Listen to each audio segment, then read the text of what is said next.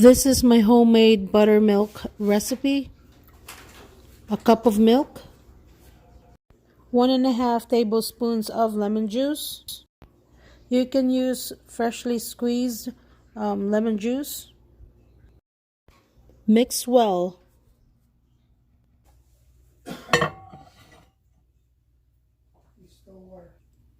Microwave for 45 seconds. After 45 seconds, let your buttermilk sit for 10 minutes.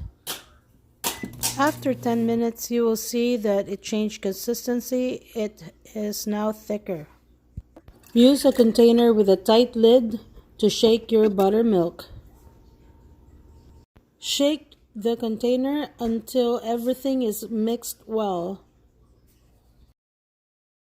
Here's your fresh buttermilk.